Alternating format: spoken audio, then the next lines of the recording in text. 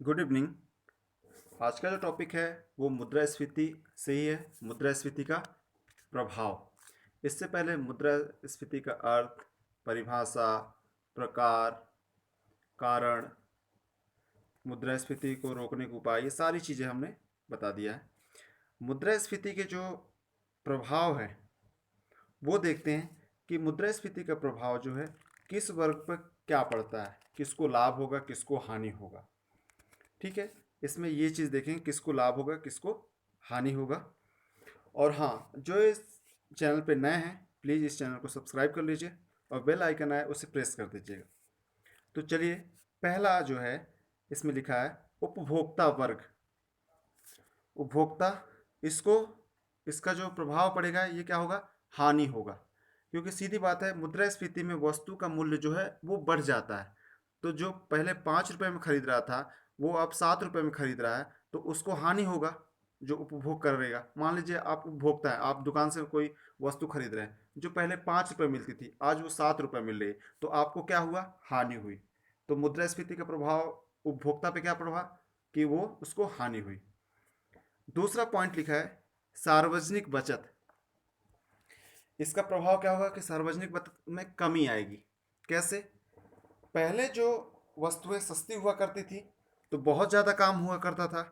अब जो है वस्तुएं महंगी हो गई हैं, तो अब कम काम नहीं कर भी रहे हैं। अगर ज़्यादा भी कर रहे हैं तो पैसे ज़्यादा खर्च होंगे, या फिर उतना ही काम कर रहे हैं उतने में भी पैसे ज़्यादा खर्च होंगे। मान लीजिए कोई सड़क बना रहे हैं, पहले सड़क, एक उदाहरण देता हूँ, 1 लाख में बन रहा था।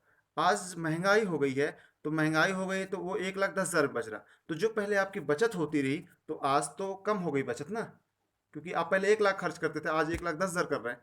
तो ये जो है, इसमें जो है सार्वजनिक बचत वो कमी होगी। सार्वजनिक बचत मतलब सरकार की जो बचत है। तीसरा है सार्वजनिक व्यय। सार्वजनिक व्यय में क्या होगा, वृद्धि होगा। जैसे अभी उदाहरण दिया आपको कि सार्वजनिक व्यय में वृद्धि कैसे हो जाएगा, कि पहले जो काम वो 1 लाख में करवा रहे थे, आज 1,10,000 में करवा रहे हैं, तो ये खर्चे बढ़ेंगे ना। तो ये सार्वजनिक व्यय जो है, वो सार्वजनिक मतलब सरकार का जो व्यय होगा उसमें वृद्धि होगी। चौथा जो है आयात। आयात पे क्या प्रभाव पड़ेगा, तो आयात जो होगी वो वृद्धि होगी। कैसे? जो देश की वस्तु होंगी उस समय मुद्रास्फीति के कारण जो है महंगी होंगी, और महंगी होंगी तो इसलिए जो है बाहर की वस्तुओं को मंगाएंगे, ताकि वस्तुओं की उपलब्धता भारत में ज़्यादा हो सके, मतलब अपने देश में ज़्यादा हो सके, जिससे जो है वो सस्ती हो जाए वस्तुएं। इसलिए जो है बाहर की वस्तुएं मंगाते हैं। पांचवा, निर्यात। निर्यात में क्या होगा, वो कमी आएगी। निर्यात में कमी होगी। कैसे? जब वस्तुएं अपने देश की महंगी होंगी तो सीधी बात है, इसको कौन सा देश खरीदेगा? इसको कौन खरीदेगा? भारत में ही वो महंगी है, या भारत में ही उसका ज़्यादा डिमांड है, डिमांड अधिक होने के कारण ही तो महंगी है वो। तो उसको जो है, उसका जो निर्यात होगा वो कम होगा, निर्यात कम होगा। छठा नंबर है रोजगार। रोजगार में वृद्धि होगी। रोजगार में क्या प्रभाव पड़ेगा, तो रोजगार में वृद्धि होगी, क्योंकि मुद्रास्फीति तभी होगी जब मांग में वृद्धि होगी। तो मांग बढ़ने के कारण जो होगा वो उत्पादन बढ़ेगा। जब उत्पादन बढ़ेगा तो मजदूरों की आवश्यकता होगी। देखिए जैसे अभी जो है उत्पादन नहीं हो रहा, लॉकडाउन के समय में उत्पादन तो नहीं हो रहा, तो छटनी हो गई उनकी, वो बेरोजगार घूम रहे हैं। लेकिन जब जैसे लॉकडाउन खुलेगा तो इसमें जो होगा डिमांड और बढ़ेगी। जब डिमांड बढ़ेगी तो मजदूरों की मांग बढ़ेगी, तो मजदूरों को भी रोजगार मिलेगा। तो यहाँ पास जो होगा, मुद्रास्फीति के समय जो है रोजगार में वृद्धि होती है। तो छठा नंबर हो गया। सातवां, उत्पादक। उत्पादक वर्ग में क्या होगा, उत्पादक वर्ग को लाभ होगा। जैसे मान लीजिए प्याज जो है 80 रुपये किलो हुई थी उस समय, 80 रुपये किलो, तो वो किसान को तो फायदा हुआ ना, क्योंकि किसान किसान जो उत्पादन कर रहा तो उसको फायदा होगा। और जो देखा जाए किसान है वो उत्पादक वर्ग में ही आता है। तो ये जो है, यहाँ आप देखें तो उत्पादक को क्या होगा, लाभ होगा। आठवां जो है व्यापारिक वर्ग। तो व्यापारिक वर्ग को क्या होगा, लाभ होगा। जो वस्तुएं उनके पास थी वो महंगी हो गई, उनका रेट ज़्यादा हो गया, तो वो महंगे में बेच रहे हैं। तो उससे क्या प्रभाव पड़ेगा उनको, व्यापारियों को लाभ होगा। कृषक, कृषक को क्या होगा, लाभ होगा। कृषक भी क्या है, उत्पादक वर्ग ही है। तो कृषक जो है ये उत्पादक वर्ग में ही आता है, तो कृषक को भी लाभ होगा। आपको उदाहरण दे दिया हूँ, जो नीचे मुझे उदाहरण देना था मैं आपको वो उत्पादक वर्ग में ही दे दिया। जैसे प्याज है, प्याज महंगी हो गई है तो इसका फायदा सीधे किसान को है, तो ये ध्यान रखिए उसको लाभ होगा। 10वां जो है परिवर्तनशील आय समूह। परिवर्तनशील आय समूह को क्या होगा, वो लाभ होगा, क्योंकि उसकी आय बढ़ रही है ना, तो बढ़ रही है तो सीधी बात मुद्रास्फीति बढ़ रहा, तो उसको ज्यादा प्रभाव नहीं पड़ता मुद्रास्फीति का, तो इसको क्या होता है, लाभ होता है। परिवर्तनशील आय समूह को लाभ होता है। 11वां स्थिर आय समूह। स्थिर आय समूह को क्या होता है, हानि होती है। मान लीजिए किसी की पेमेंट फिक्स है कि 10,000 रुपये। अब 10,000 रुपये पहले जो वस्तु 5 रुपये में आती थी तब पर भी उसका पेमेंट 10 रुपये था। आज वस्तु 7 रुपये में कोई चीज़ आ रही है फिर भी उसका पेमेंट 10,000 रुपये है, तो सीधी बात है उसको हानि हो रहा है ना। पहले ज़्यादा बचत कर लेता था लेकिन अब ज़्यादा खर्च हो रहे हैं, वो कम कर पा रहा।